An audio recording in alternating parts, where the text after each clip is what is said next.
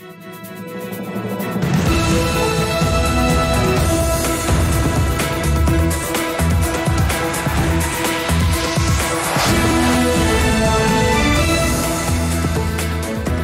good evening. This is TV7 Israel News broadcast to you from Jerusalem. And in today's top stories, Israel holds a wide-scale military exercise on its northern front, simulating a multi-sector conflict vis-à-vis Iran and its proxies. Turkey rejects calls for de-escalation as it continues to prepare for an all-out cross-border offensive vis-à-vis Syria. At a time when the international community voices broad rebuke of Iran's brutal crackdown of civilian protests, the Ayatollah regime praises its revolutionary Basij forces as they seemingly prepare for an escalation. Israel's activity against terror elements throughout the West Bank districts of Judea, Samaria, and the Jordan Valley unceasingly persist.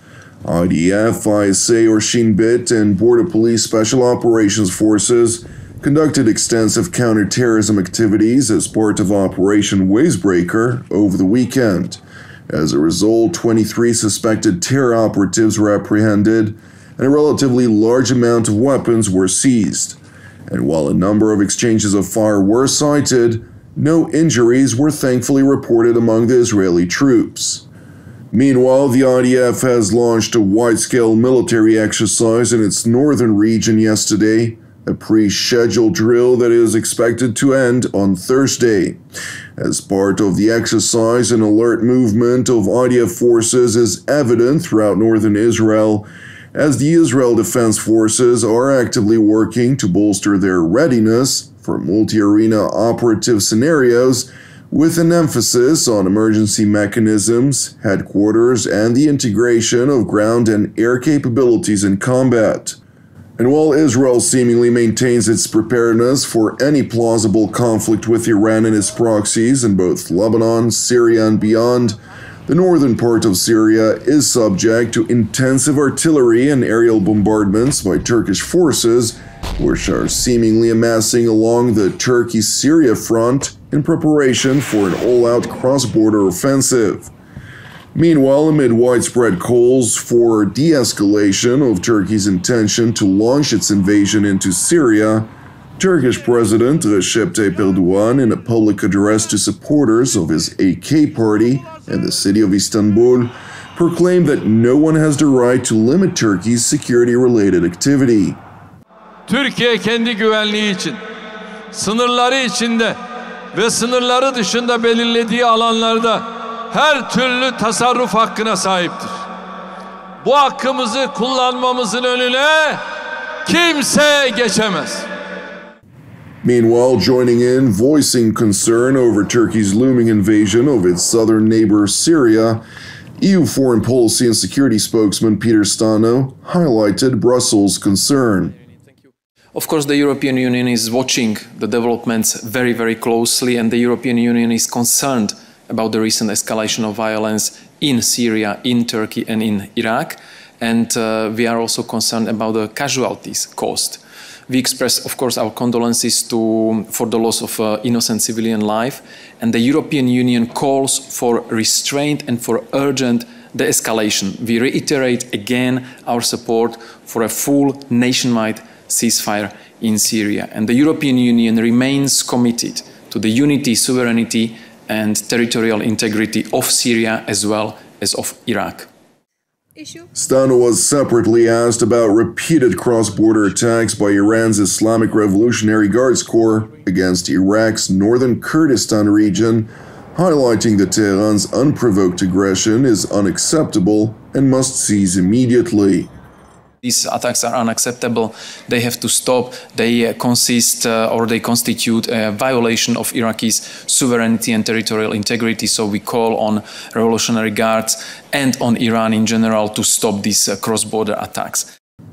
It is important to explain that the Ayatollah regime has conveniently accused Iranian Kurdish dissidents residing in Iraq of supporting their compatriots in Iran amid ongoing social unrest prevalent throughout Iran, with calls for reform and regime change met by a brutal crackdown. Consequently, the Ayatollah regime instructed its Revolutionary Guards Corps to target bases of Iran's Kurdish dissidents in Iraq, claiming the lives of at least 12 civilians to date. بداخل أمره للكمان الإسلامي إيران وبارجع كان حزب ديمقراط بمباران كرن شهيدو برينداريان من بكو بربرين خوشخانة شهيد دكتور خالد أمارك رسمية بإرادة جانم دو شهيد يعني هشت برينداريان هي تبعتني ما عندك كارو برنامج بخلال أمد كاري خمال من هبو أو شنانيش كأو بريندار وشهيد من داوا از ما أي هزي كشمرجة من بو بلو دورو برا تنيا بو حرسيات ونجاباني لكلو أماري حزبي لعيون أنا شوني عسكري نبو. While cross-border strikes have become a regular occurrence, the Islamic Revolutionary Guards Corps are in tandem reinforcing their forces along the Iran-Iraq border with armored units, claiming the deployment is meant to prevent infiltration of cells of Kurdish parties based in Iraqi Kurdistan. Meanwhile, the UN High Commissioner for Human Rights revealed last week that Iran's brutal crackdown primarily focuses on the Iranian Kurdish minority, whose member, the late Mahsa Amini, who was murdered by the so-called morality police over failing to wear a headscarf properly in accordance with the regime's guidelines, triggered the nationwide social unrest. Sources say over 40 people have been killed in mainly Kurdish cities in the past week alone. Significant numbers of security forces have also been deployed in recent days. Overnight, we received reports of security forces responding forcefully to protests in several mainly Kurdish cities, including Javanrud and Sakes.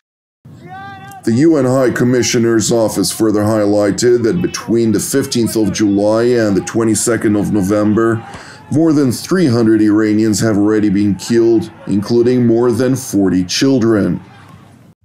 Since the nationwide protests began on the 16th of September, over 300 people have been killed, including more than 40 children. 2 16-year-old boys were among 6 killed over the weekend. Protesters have been killed in 25 of Iran's 31 provinces, including more than 100 in Sistan and Baluchistan. The Ayatollah regime's crackdown is spearheaded by its revolutionary Basij forces, which have sustained numerous casualties of their own. And while growing resentment of the Basij over its conduct is also cited in areas which are widely supportive of the Islamic regime, Supreme Leader Ayatollah Ali Khamenei highlighted in an address to his supporters that he approves of their so-called sacrifice. دیدید تو این قضایای اخیر بسیجی‌های مظلوم خودشون مظلوم واقع شدن برای اینکه نگذارن ملت مظلوم یک مشت اغتشاشگر غافل یا جاهل یا مزدور بشه خودشون مظلوم واقع میشن برای اینکه جلوی ظلم دیگران رو بگیرن. Returning to Brussels, where the EU foreign policy and security spokesman Peter Stano voiced the European institutions' outrage over Tehran's brutal human rights abuses, and also highlighted the European Union's steadfast opposition to Iran's military support for Russia in its war against Ukraine. This is something unacceptable. Russia is involved in illegal war against Ukraine. We are witnessing, especially in these days, the increased brutality and the aggressiveness and inhumanity of the attacks Putin is ordering against civilian targets in Ukraine, against civilians in Ukraine, knocking out electricity. Millions of people in Ukraine are without electricity. Half of Moldova population is without electricity as a consequence of these illegal, cruel, barbaric, illegal actions. So, of course, anyone who is supporting Russia in this behavior will be taken into account. And in connection to supplies, especially of Iranian drones to Russia, the European Union has already adopted sanctions. And we have said very clearly that we are monitoring this issue. And if there is a need, the European Union and its member states will continue to act in this regard. Despite Iran's human rights abuses, military support for Russia, and cross-border attacks into Iraq, The European Union, nonetheless, as coordinator of the so-called JCPOA, continues to work tirelessly with the aim of reinvigorating the 2015 nuclear agreement with Iran. On the JCPOA, of course, we are continuing. The High Representative and his team, as a coordinator of the JCPOA, continues very intense outreach to the partners in order to make sure that we go back to the full delivery of the JCPOA, that we have a deal, but it's very difficult. The High Representative was talking about it also last week on Monday after the FAC, that we are in a very difficult situation, but still we are investing a lot of efforts to move this issue forward. The latest steps by Iran when it comes to enrichment, uranium enrichment, and the insufficient level of cooperation with the IAEA are not giving very optimistic feel to the overall atmosphere in these efforts. Thank you for watching TV7 Israel News. I would like to express our deepest appreciation for TV7 Israel's family of supporters.